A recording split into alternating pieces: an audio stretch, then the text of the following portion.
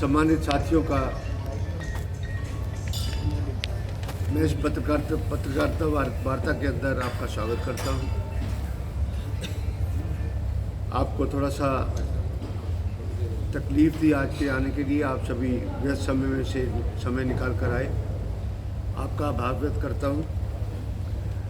4 दिसंबर 2023 old ITI ground के अंदर पिछड़ा वर्ग का महासम्मेलन होगा। इस सम्मेलन के मुख्य अतिथि श्री भूपेंद्र सिंह हुड्डा, सांसद सदस्य राज्यसभा होंगे और इसकी अध्यक्षता पिछड़े वर्ग के वरिष्ठ नेता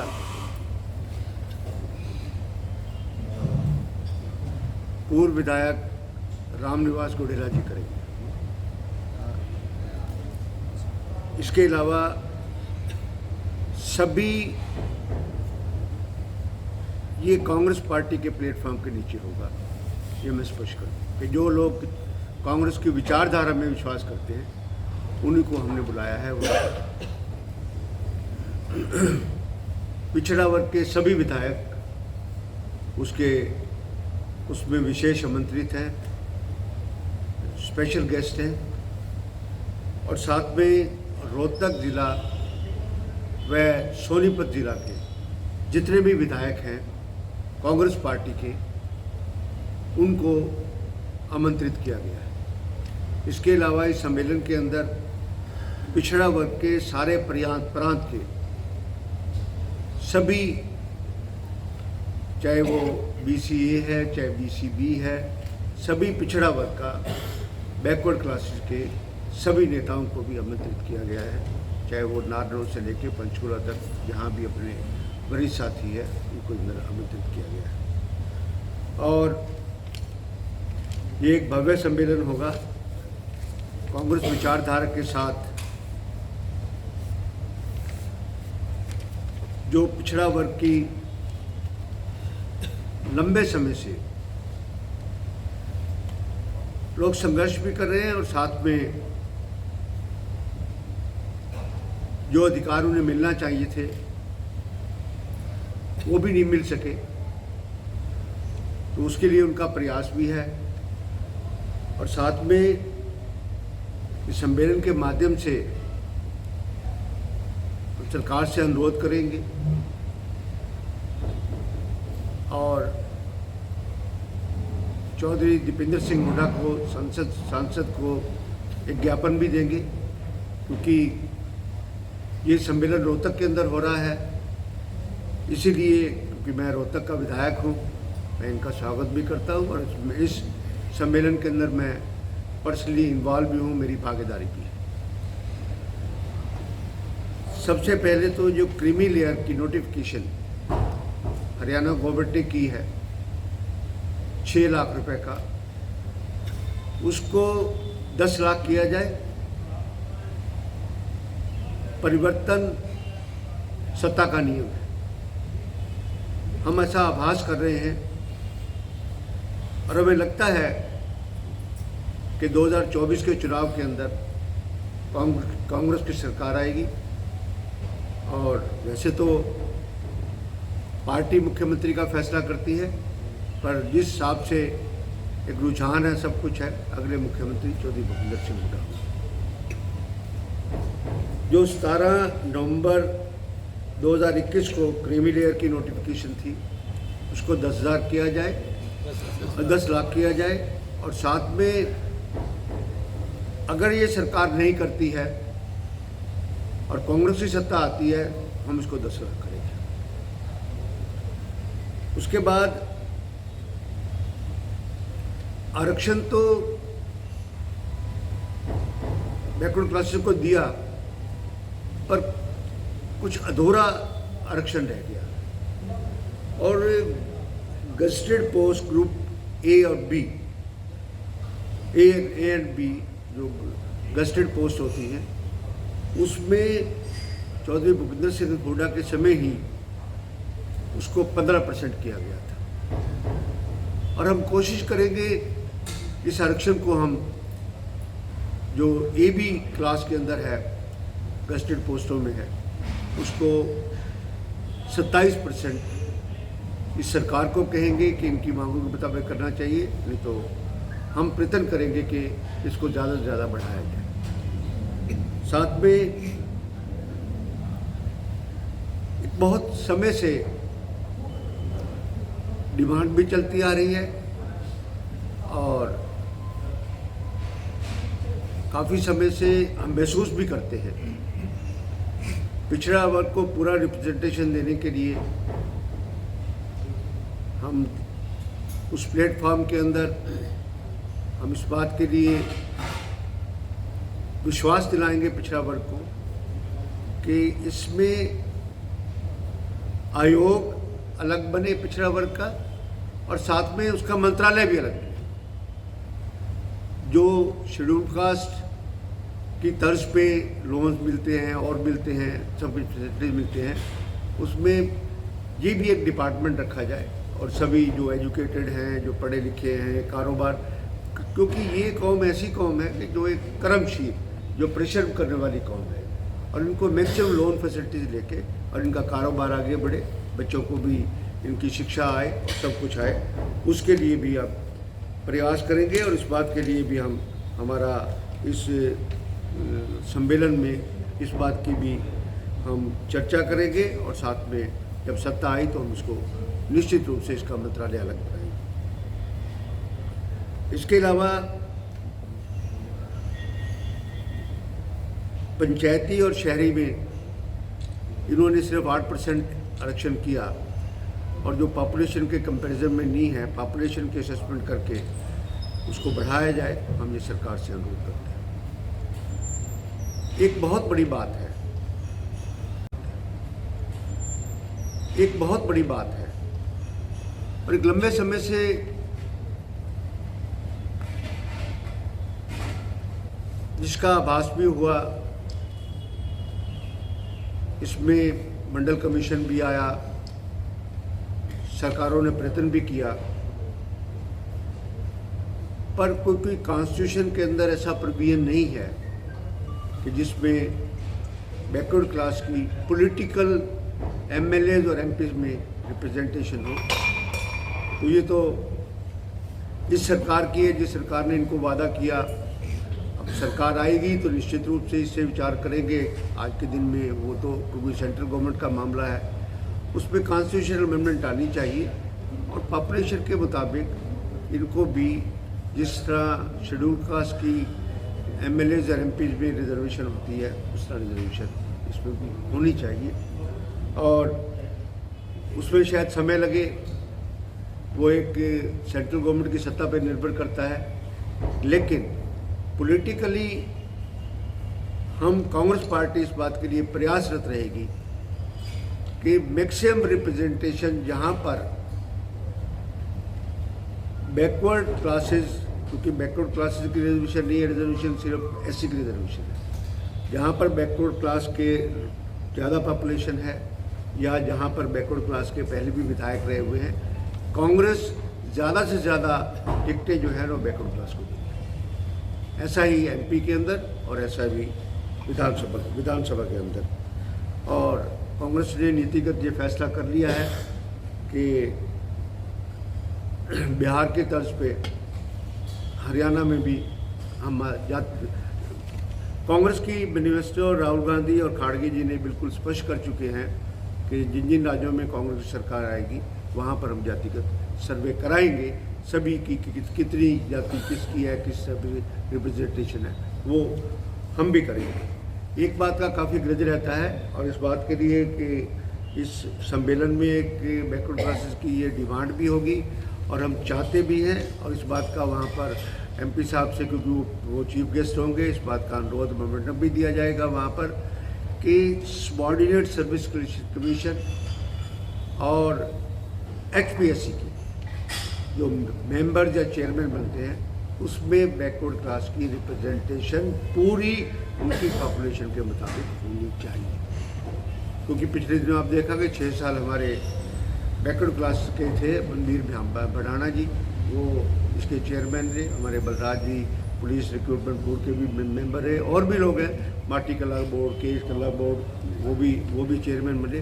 तो इस तरह की जो पॉलिटिकल रिप्रेजेंटेशन होगी जिसमें चेयरमैन बनेंगे, उसमें भी हमारा ये परसक प्रयत्न होगा, प्रयास होगा कि हम वहाँ पर बैकवर्ड क्लासेस के लोगों को भी, जो शिक्षित लोग हैं, जो एलिजिबल लोग हैं, वाइस चांसलर हैं, कॉरपोरेशन के चेयरमैन हैं, HPSC के मेंबर हैं, और किसी बोर्ड के मेंबर हैं, या कोई और सरकारी अर्ध सरकारी बोर्ड होते हैं, उनमें भी उनको पूरी रिप्रेजेंटेशन देंगे। इस लक्ष्य के हिसाब से, इस डिमांड के हिसाब से ये सम्मेलन किया जा रहा है, और हमें आशा है कि ये भव्य सम्मेलन होगा और सत्ता परिवर्तन की तरफ एक कदम होगा। और मुझे रुझान लग रहा है इस बात के लिए कि इस बार बैकवर्ड क्लासेस जो हैं, बैकवर्ड जो पिछड़ा वर्ग है, वो कांग्रेस के हक में पहले इतना नहीं रहा, पर इस बार हमें उम्मीद है कि वो कांग्रेस के हक में रहेगा। इस कैटेगरी से डिप्टी सीएम भी बनाएंगे क्या? हाँ जी, इस कैटेगरी से डिप्टी सीएम भी बनाएंगे? हाँ, ये आदरणीय मुख्यमंत्री जी पहले कह चुके हैं, आपसे भी आपके उसमें माध्यम से क्लैरिफिकेशन हो रही थी, पिछड़ा वर्ग से डिप्टी सीएम।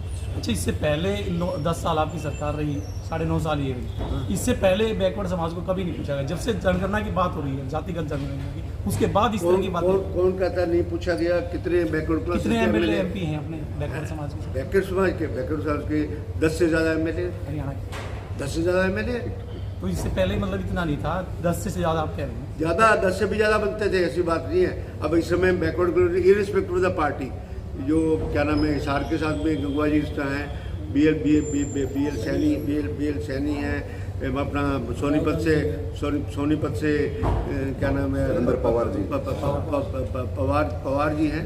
इस तरह जहाँ रिप्रेजेंटेशन है, जहाँ है, इस तरह बहुत सारी कॉन्स्टिट्यूंसीज हम डिमार्केट करेंगे कि जहाँ पर पिछड़ा वर्ग के कैंडिडेट्स को हम खड़ा करें। पिछड़ा वर्ग के ही आएंगे या अति पिछड़ा वर्ग के भी देंगे? नहीं, पिछड़ा वर्ग अति पिछड़ा दोनों को देखा जाएगा। जहाँ पर अति पिछड़ा वर्ग के लोग ज़्यादा पॉपुलेशन में होंगे, वहाँ अति पिछड़ा वर्ग को प्रेफरेंस मिलेगा। जहाँ पर पिछड़ा वर्ग के दूसरे वर्ग के होंगे, उसमें। अच्छा, बीजेपी भी पिछड़ों को लुभा रही है, आप भी लुभा रहे हो, क्या वजह क्या है? बीजेपी इवेंट पार्टी और धर्म के नाम पर राजनीति कर रही है, जाति की राजनीति कर रही है। आज तक बीजेपी नहीं, आज दुनिया भर की फ्री बाइस दी जा रही है। इसमें आज तक ये कहाँ सोए हुए थे किस बात के लिए? आज इन्होंने अनाउंस कर दिया, प्रधानमंत्री ने 5 साल देंगे। लक्ष्य ये होना चाहिए कि इस भारतवर्ष में से गरीबी का उन्मूलन होना चाहिए। हंगर को टेम्परेरी फीड किया जा सकता है, पर गरीबी उन्मूलन के लिए न तो सरकार भारत सरकार ने कोई कंस्ट्रक्टिव स्टेप्स आए हैं, और ना ही स्टेट किसी भी जाति को लेके आपको कहना कि उसको बढ़ावा देना, जाति की राजनीति क्यों है? नहीं, जाति की राजनीति बीजेपी करती है। जिससे हम एक वर्ग और जमात की राजनीति कर रहे हैं, हम जाति की राजनीति नहीं कर रहे। नहीं, जिस तरह आप कह रहे हैं ना, पिछड़ा वर्ग को जो ऐसी एक बहुत बड़ा सेक्शन शेड्यूल कास्ट का है, बहुत बड़ा सेक्शन BC का है, हम उनको कैसे इग्नोर कर सकते हैं? नहीं, तो फिर ये हुई तो जाति की राजनीति। नहीं, जाति की राजनीति नहीं। पिछड़ा वर्ग को पिछले लंबे समय से रिप्रेजेंटेशन प्रॉपर नहीं मिला है, और वो लोग इस बात के लिए चिंतित हैं, और उनको ये कहते हैं कि हमें मिलना चाहिए। पिछड़ा वर्ग आपको ये है क्या?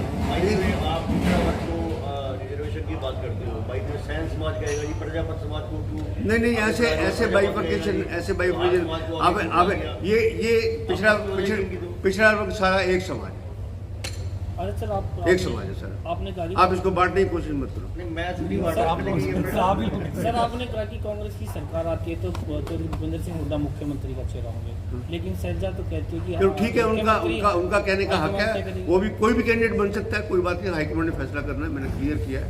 पर जहाँ तक लोगों की एक वर्ग और जमात की राजनीति कर रहे हैं, हम जाति की राजनीति नहीं कर रहे। नहीं, जिस तरह आप कह रहे हैं ना, पिछड़ा वर्ग को जो ऐसी एक बहुत बड़ा सेक्शन शेड्यूल कास्ट का है, बहुत बड़ा सेक्शन BC का है, हम उनको कैसे इग्नोर कर सकते हैं?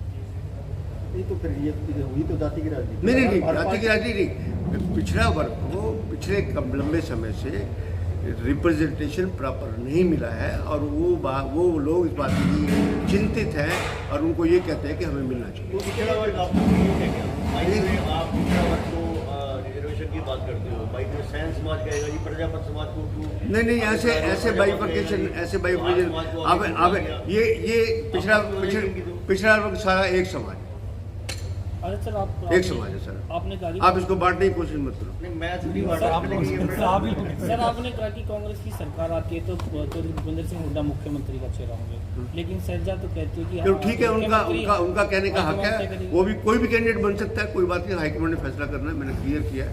पर जहाँ तक लोगों की परिवर्तन की लहर है उस हिसाब से है।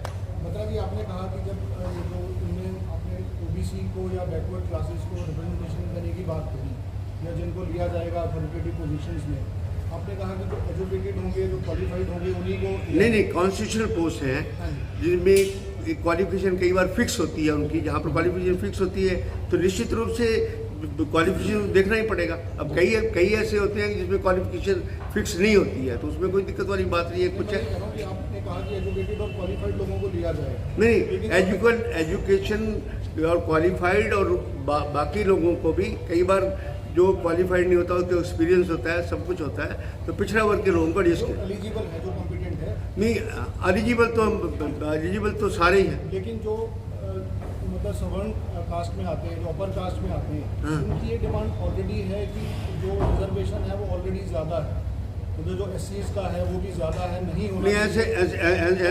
ऐसे तो मोहन भागवत कहते हैं कि एससी की विगत खत्म कर देनी चाहिए। हाँ जी, ऐसे तो मोहन भागवत जी कहते हैं कि ऐसी रिजर्वेशन खत्म कर देनी चाहिए। हाँ जी, वही मैं कह रहा हूँ कि आप रिजर्वेशन को और बढ़ावा देने की बात कर नहीं, ऐसी कोई बढ़ावा देने की बात नहीं। हम जाति गणना के पार्टी पक्ष में है, पार्टी का फैसला है, पार्टी का फैसला है, पार्टी का फैसला है। इसमें कोई बढ़ावा या ना बढ़ावा की बात नहीं, पार्टी का फैसला है और सोचा समझा फैसला है। हमारे प्रधान खाड़गे जी ने ये कहा है कि हम जाति गणना के पक्ष में। तो उसके बाद तय करना ना किसकी कितनी संख्या है, उसके पहले आपको डिमांड करेगा कि इसको इतना प्रतिनिधित्व। कुछ अनकन्फर्म रिपोर्ट्स तो है इसमें हमारे पास। कौन कितना है, अब कितने, अच्छा फिर मैं ये रिकॉर्ड कर लोगे, फिर मैं रिकॉर्ड की बात नहीं बनेगी ना, ये बंद कर दोगे फिर वो भी बता दूंगा। हाँ, तुम बंद सब कुछ बंद कर दोगे वो भी बता दूंगा। सरकार हाँ जी, आपने सर्वे करवा दिया ना। कोई भी पार्टी, कांग्रेस, बीजेपी, सभी लोग आजकल कास्ट बेस्ड पॉलिटिक्स में घुस गई है। कोई किसी कास्ट का सम्मेलन कर रहा है, कोई किसी कास्ट का सम्मेलन कर रहा है, और अब तो कास्टों के नाम से उप मुख्यमंत्री बनाए जाने के सबसे बड़ा सम्मेलन पंडित कर रहे हैं। जो कास्ट है, कहीं ना कहीं ये कास्ट बेस्ड पॉलिटिक्स को बढ़ावा देने वाली नहीं, ऐसी कोई बात नहीं। अपने हकों की हर कोई समाज लड़ाई लड़ता है। सिविल सोसाइटी में इसमें दरारें पैदा नहीं होती है? नहीं, ऐसी कोई बात नहीं। हम सब छत्तीस बिरादरी एक है, भाईचारा है और बड़ा तगड़ा भाईचारा, आज का भाईचारा नहीं, सदियों से भाईचारा चला जा रहा है। आज कोई बात, आपका मेरा भाईचारा है, इसमें दरार कहाँ से आ गई? अच्छा, कल देवड़ी की जमीन को लेकर के कांग्रेस पर भ्रष्टाचार के आरोप लगाए सांसद ने, और उन्होंने ये कहा कि कांग्रेस के टाइम में लोगों को बहकाकर आप लोगों ने सांसद जी को कहो कि डोली का कानून पढ़ के आए। डोली के राइट्स किसने दिए थे? पूछो सांसद जी से कि डोली के राइट्स किसने दिए थे? इन्होंने तो डोलीदार और जो ज़मीन पंचायत की थी और जो पाने की थी, जो गवर्नमेंट की ज़मीन थी, वो दौलीत की क्रिएट हुई और समय से क्रिएट हुई। जब पंचायत नहीं थी तब भी क्रिएट हुई, उसको भी खोज दिया इन्होंने तो सिर्फ यही कहा ना कि वो बेच सकते हैं, पर उन ब्राह्मण्स को जो दौली की लैंड का मालिक बनाया, वो किसने बनाया? सेल तो बड़ी आज के कहते हैं जी कि हमने नोटिफिकेशन की, ये बेच सकते हैं, इस बात पर इनका मालिक किसने बनाया? मालिक न बनते तो बेचते कैसे? ये जो आरोप लगाया जा रहा है, उन्होंने कहा कि गुड़गांव में ढोलीदारों को बहकाकर कांग्रेस के नेताओं ने करोड़ों रुपए में जमीन बेची, और यहाँ तक नहीं, ऐसे जनरलाइज करने की बात नहीं होती। टैलेंट इंसाफ ऐसे जनरलाइज तो पता नहीं क्या मैं क्या कह दूं कि खट्टर सरकार सबसे भ्रष्ट सरकार है। इससे भ्रष्ट सरकार आज तक, मैंने अपने राजनीति दी, मैंने 70 साल की उम्र होगी और राजनीति में मेरे को 30-40 हो गए, राजनीति की विरासत के अंदर मिली। इससे भ्रष्ट सरकार हमने तो कभी नहीं की। सर, आपने भ्रष्टाचार की जब बात की है तो बात करते हैं रोहतक की, वहाँ जहाँ से आप विधायक हैं, तो रोहतक में जो भ्रष्टाचार फैला है, इस पर आप क्या बोलेंगे? इसकी सभी परतें खुलेंगी, सभी परतें जब खुलेंगी आप हैरान हो जाओगे। यही MP 350 करोड़ का एलिगेशन लगाता था, अब वही डी शकरपुर हुए। विधायक आप हैं, लेकिन जनता नेताजी करके कहीं और जाती, बोलती विधायक जी सुनते नहीं है। इस पर क्या मैं बोलेंगे? ऐसी कोई बात नहीं है, किसी ने नहीं कहा कि मैं सुनता नहीं हूँ, ऐसी बात कभी नहीं हुई। जो भी मेरे पास आता है उसका निदान करने के लिए, ये बात आप गलत कह रहे हैं कि सुनते नहीं। जितना मैं लोगों को सुनता हूँ, लोगों से बात करता हूँ, पर्सनली मिलता हूँ, तो रोहतक का विकास होना चाहिए, लेकिन कहीं ना कहीं ऐसा विकास लग रहा है रोहतक का 10 साल के अंदर हुआ। 10 साल में लेकिन रोहतक कहीं के ना कहीं बोला साथ जाता रोहतक का 10 साल में बहुत विकास हुआ। आज मैं अगर गिनवाने लगूँ बहुत समय लग जाएगा। ये फ्लाईओवर्स हैं, IMT है, IIM है, फुटवेयर डिज़ाइन है, विजुअल यूनिवर्सिटी है, हेल्थ यूनिवर्सिटी है, MDU का स्टेटस बढ़ा, और यूनिवर्सिटीज़ आई, एजुकेशन सिटी बना, यहाँ की सड़कें चमकती थी। सभी मेरे साथी आप सारे रोहतक से बिलोंग करते हैं, बहुत अच्छा रोहतक होता था। अब 10 साल में हुआ है, अब इसको अगले टाइम में इससे भी सुंदर होता है। क्रेडिट आप लेते हैं, लेकिन आज क्रेडिट उधर BJP भी ले लेती है। रोहतक की पेरीफेरी किसने पैदा की? रोहतक के आउटसोर्स में आज की सड़कें आप देखते हैं, आपको पता ही नहीं लगता ये सड़क कहाँ जा रही है, कहाँ नहीं जा रही है। सारी पेरीफेरी में टोटल सब कुछ किया। यहाँ पर 8 लेन और 6 लेन सड़कें में हाईवे आई, किस टाइम में आई बताइए? कहाँ से कनेक्टिविटी है? रिसेंटली एलिवेटेड रोड का जो उद्घाटन हुआ उसमें एलिवेटेड रॉबर्ट रोड में तो सिंह बोलते हैं कि- एलिवेटेड रोड में बहुत बड़ा भ्रष्टाचार है। बता साहब, बैकवर्ड क्लासेस में भी 2 क्लास बन चुकी हैं, कैसे आप लोग बंटवारा करेंगे? क्योंकि बार बैकवर्ड को आप देने की बात कर रहे हैं, A और B का मुझे क्या करना समय आएगा, सभी बातों का निदान हो जाएगा। नहीं फिर भी क्योंकि नहीं, एडवांस में मैं कोई पॉलिसी मेकर हूँ नहीं, हो जाएगा निदान इसका। ऐसे इतना है कि सब बातों को मैनिफेस्टो में रखिए। ठीक है जी।